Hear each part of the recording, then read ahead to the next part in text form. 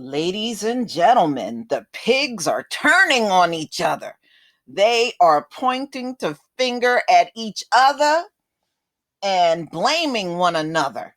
Yes, they are. So this came out in the Washington Post, September 10th, 2020.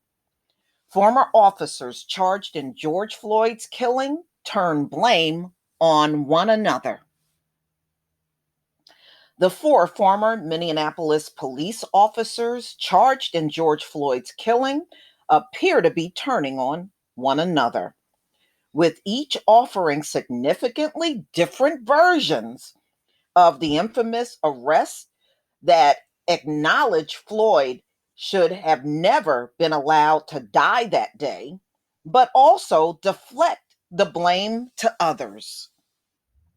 The four men said in court documents that they all thought someone else was in charge of the scene on May 25th, with rookie officers arguing they were deferring to a veteran, and the veteran saying he was simply assisting in an arrest that was in progress. You know what? The fact that they are doing this, they need the book thrown at them for real. Mm-mm-mm. So Derek Chauvin was supposed to be the training officer that day, and he said he was just assisting the two rookies. Mm-mm-mm. Wow. All have said in court documents that the relationship between the veteran officer, Derek Chauvin, and the others is at the heart of the issue, as each officer perceived their role and who was in charge quite differently. Chauvin was the officer shown with his knee on Floyd's neck as he struggled to breathe in videos of the ill-fated arrest. They are very likely going to be antagonistic defenses presented at the trial. Earl Gray, a lawyer for Thomas K. Lane, wrote in a legal motion filed here this week. It is plausible that all officers have different versions of what happened, and officers place blame on one another. So, it don't matter. They probably, each account is probably a lie. That's all they do is lie. Gray and lawyers for Chauvin, J. Alexander King and Tu Tao, have been arguing to separate the former officer cases for purposes of trial. So they want separate trials. They want separate trials, y'all. Whether that will be granted, that's really up to the judge. Citing competing stories from their clients about the events that led to the 46-year-old Black man's death. The officers are scheduled to appear in court Friday, which is today, as a judge takes up the question. Prosecutors have been asking for a joint trial. So apparently, the lawyers for each one of these officers want separate trials, and the prosecutor, they want one joint trial. Minneapolis authorities are locking down the area around the courthouse because of planned protests Friday. Windows on government buildings have been boarded up, and law enforcement officials are setting up a perimeter to keep protesters at a distance. Floyd died May 25th while handcuffed and restrained face down on a South Minneapolis street as police investigated a 911 call about a counterfeit $20 bill that has been passed at Cup Foods, a local convenience store. During a struggle with police, Floyd was placed on the ground while Chauvin pressed his knee into the man's neck for almost 8 minutes, as Floyd repeatedly complained of struggling to breathe until he lost consciousness and no longer had a pulse. Floyd's death sparked a nationwide movement for social and racial justice, with protesters emerging in cities from coast to coast. along with a renewed and widespread push for police reform. Some of the protests have pitted social justice activists against those backing law enforcement officers. While police often stand in solidarity during the use of force investigation, Floyd's case could be an unusual departure, with the officers who allegedly played a role in his killing argue that other officers should be held accountable instead. Eric Nelson, Chauvin's lawyer, said his client didn't know the full picture of what was happening when he arrived on the scene at 30th Street and Chicago Avenue. He saw King and Lane struggling to get Floyd into a squad car. Nelson, who argued that Floyd died of a drug overdose, no, we saw him die with Derek Chauvin's knee on him. It was no drug overdose. And not from Chauvin's knee restraint, blamed the rookie officers in a motion filed this week, suggesting that they had mishandled the scene and caused Floyd's death.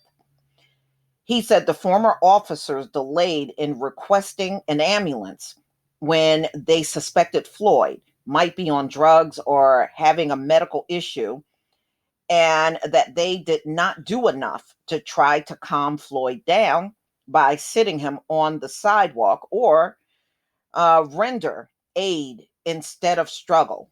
They didn't do shit. And we saw the video. You know, when Floyd was no longer moving, they did nothing. And to me, why would you delay an ambulance when you saw the condition he was in after you were done with him? Why would you delay an ambulance? No, they delayed that ambulance because they wanted to make sure he was really dead. All right.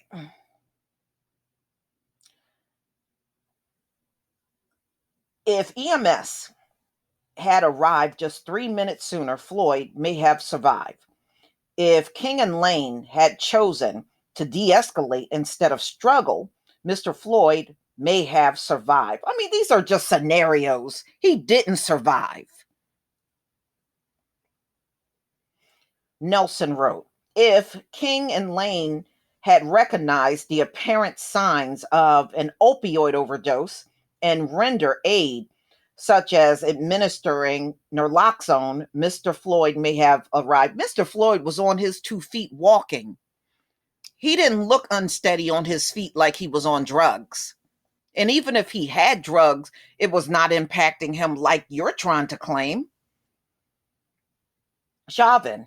And Nelson, by the way, is Chauvin's attorney making these ridiculous, I guess, hypothesis, which is garbage because we saw Floyd die on video. We saw his execution. Chauvin have been charged with second-degree murder and manslaughter, while King, Lane, and Tao have been charged with aiding and abetting murder. All four were fired by the Minneapolis Police Department and are defendants, along with the city of Minneapolis, in a federal wrongful death civil suit filed by Floyd's family. Justice Department officials also are investigating and are said to be nearing a decision on possible federal charges in the case, according to sources familiar with the investigation who spoke on the condition of, okay, so they're just trying to remain anonymous. But you know what, ladies and gentlemen?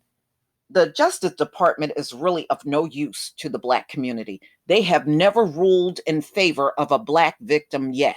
I wouldn't hold my breath on any decisions that come from the Justice Department. What a joke.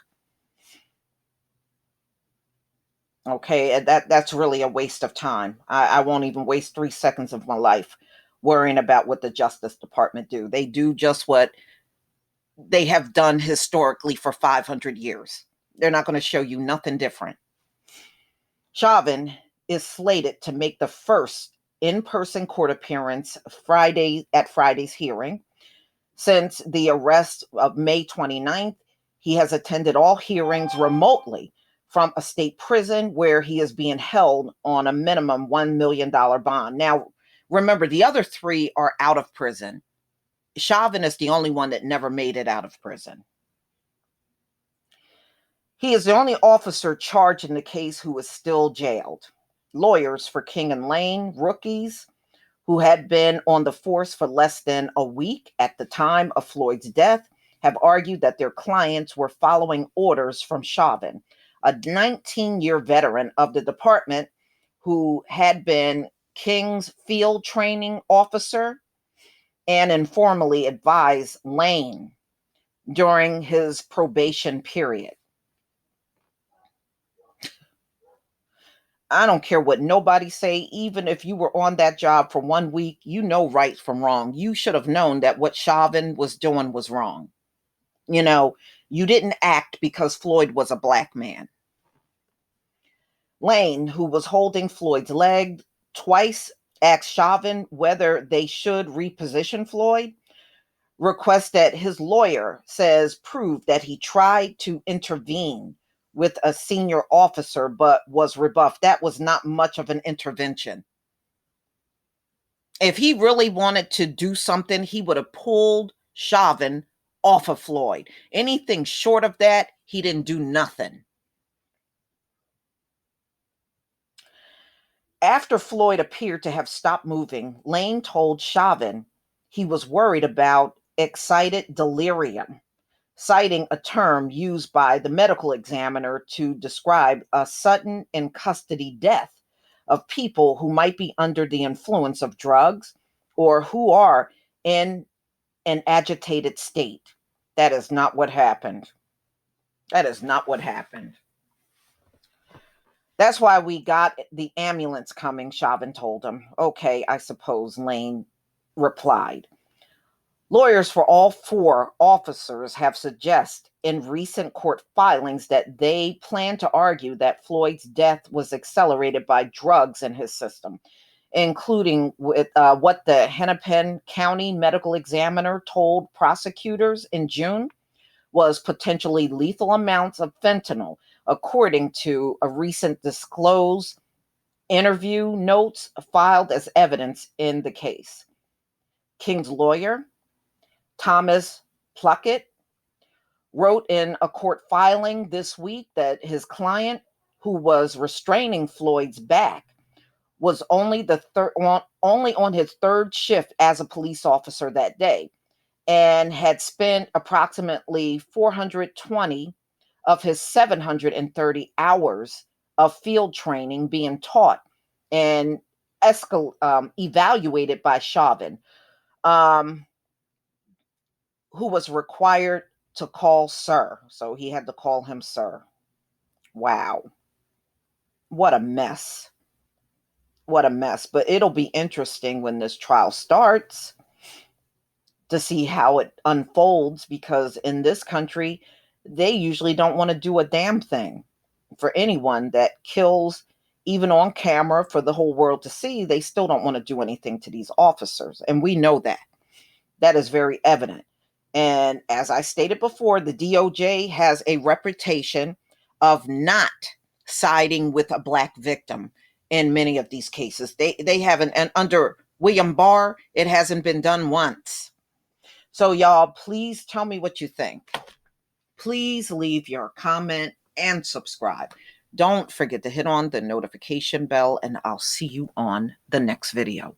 Peace, family.